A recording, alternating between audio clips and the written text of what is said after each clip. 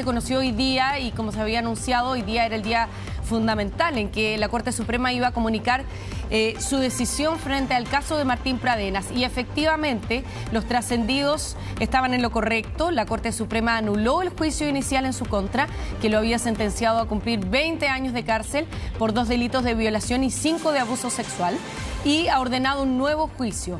Vamos a estar conociendo, por supuesto, reacciones sobre esta decisión del máximo tribunal, Rita, y también manifestaciones que se produjeron durante esta jornada, ¿no?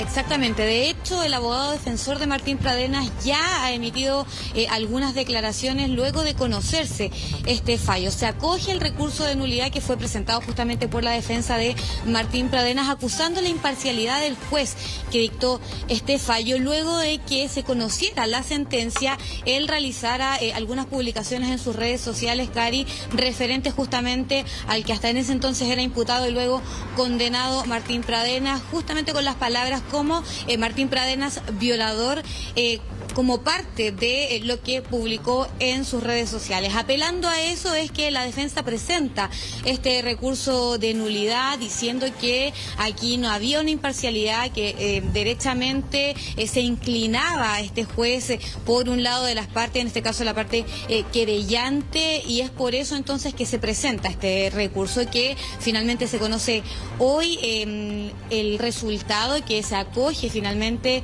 por la Corte Suprema. Y te voy a leer, Cari, cuáles son los principales puntos, los principales fundamentos del fallo. Punto 1, y tal como lo hemos mencionado, la Corte Suprema acoge por mayoría el recurso de nulidad por considerar que hubo falta de imparcialidad de uno de los jueces debido a comentarios sobre el caso en sus redes sociales.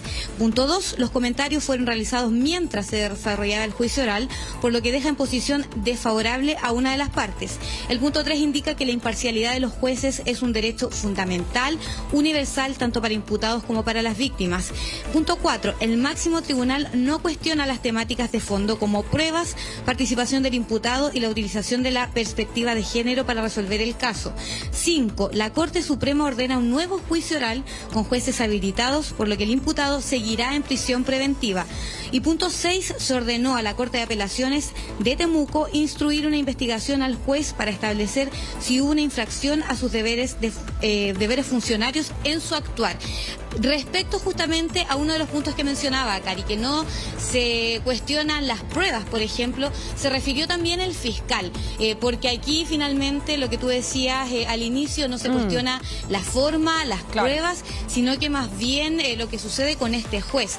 Y por otro lado, acá el abogado defensor de Martín Pradenas dice que si no se cuestionaron las pruebas es porque no se alcanzó a llegar a ese punto, porque finalmente lo que primero que ellos plantean es justamente la imparcialidad de este juez, y de ahí en más la Corte no hizo la revisión de los siguientes puntos, por eso no se alcanzó a revisar el tema de las pruebas. Eso al menos es lo que señala el abogado defensor. Y por otro lado, lo que dice también el abogado, Cari, es que dentro de este juicio hubo una presentación de pruebas por parte del perito que prestó declaración aquí, que serían directamente mentira, y justamente como abogado defensor dice que también presentarán acciones legales en contra de esta persona. Son apenas las primeras reacciones que se han generado luego de conocerse este fallo, Cari, pero sin duda un tema que va a dar mucho más que hablar, considerando que hay que esperar que se dé una fecha para un nuevo juicio también que tiene que iniciarse,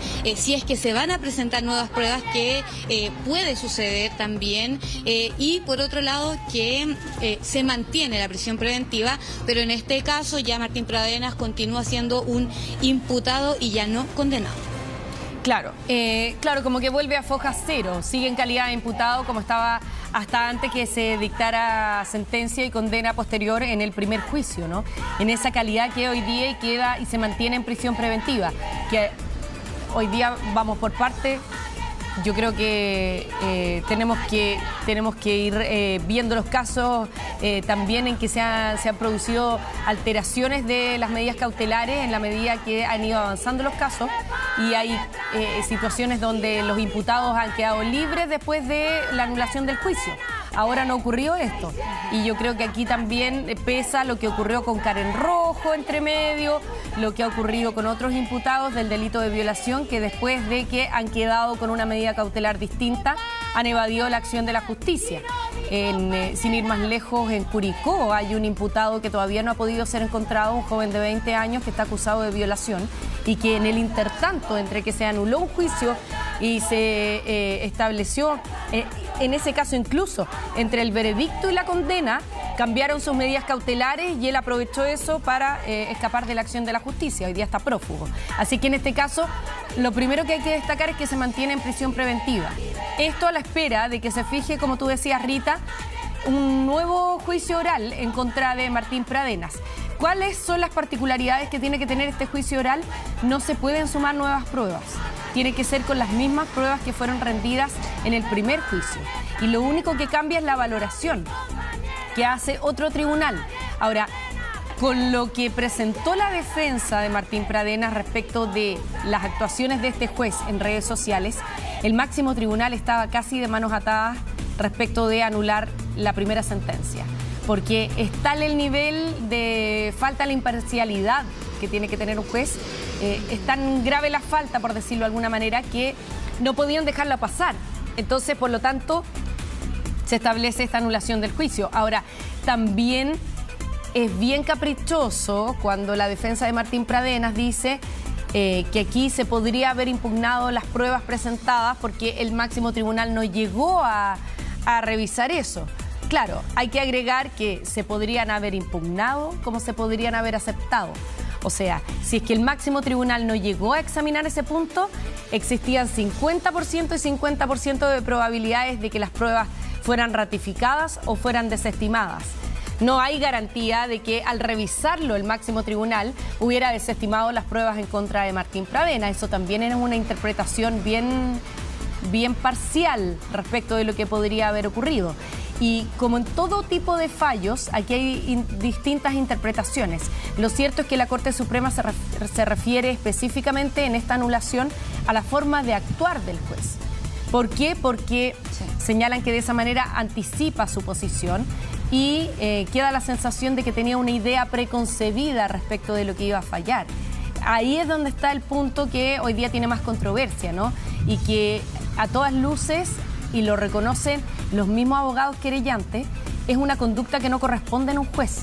Eso es lo que más llama la atención, Rita, en este caso, ¿eh? Si es que pudiéramos también examinar eso, que me parece que es de sumo interés, es la forma de actuar de este juez. Un juez que tiene experiencia, que trabaja como juez de garantía hace mucho rato, que ha integrado los tribunales orales, lo penal, para fallar distintas causas, que tiene un canal en YouTube en el que trata de hacer clases, imparte opiniones sobre las cosas, pero sabiendo toda la implicancia mediática que tuvo este caso, es lo que llama la atención, ¿no? El comportamiento que él tuvo y es lo que hoy día genera también mucho comentario al respecto. De todas maneras, y finalmente por un error que se podría considerar básico, Cari, que evidentemente lo podría cometer una persona que esté recién empezando, pero como tú mencionabas, tiene una vasta experiencia este juez. Por eso llama la atención este error que termina finalmente anulando todo un juicio que tiene una larga data. Recordemos, Cari, que esto se conoce en 2019, pero ha sido un desgaste emocional para cada una de las familias de las víctimas, para las víctimas también que hoy están con vida, pero en el caso de la familia de Antonia Barra, esto evidentemente es un choque nuevamente, el hecho de tener que enfrentarse a un nuevo juicio. Esto es un desgaste completamente con la revictimización que esto implica para todas las personas que están involucradas en este juicio, Cari, y que claro, llama la atención porque justamente lo comete un juez con experiencia, que en este caso uno podría esperar que él supiera que esto podría traer consecuencias respecto a lo que significó este juicio y su fallo, esta condena contra Martín Pradenas que se había logrado, ¿verdad?, de 20 años, pese a que la Fiscalía estaba pidiendo mucho más, cerca de 40. Pero en este caso, claro, llama la atención la actitud, porque las publicaciones, Cari, no son simplemente que él compartiera ciertas publicaciones o retuiteara publicaciones de otras personas. Él derechamente hacía comentarios y por eso, por un lado, se entiende que se haya cuestionado su labor dentro de este juicio. Claro. Y por otro lado también, Cari, hoy el abogado defensor hacía alusión a lo que se ha mencionado, lo que se cuestiona en redes sociales, de que la defensa tiene personas cercanas en la Corte Suprema. Y él desmiente categóricamente esto porque justamente es un caso totalmente mediático, seguido por la prensa, y de hecho se filtra a través de un reportaje del diario La Tercera sobre lo que iba a suceder durante esta semana. O sea, ante eso el abogado responde que ellos no tienen contactos y que están haciendo esto por todas las de la ley.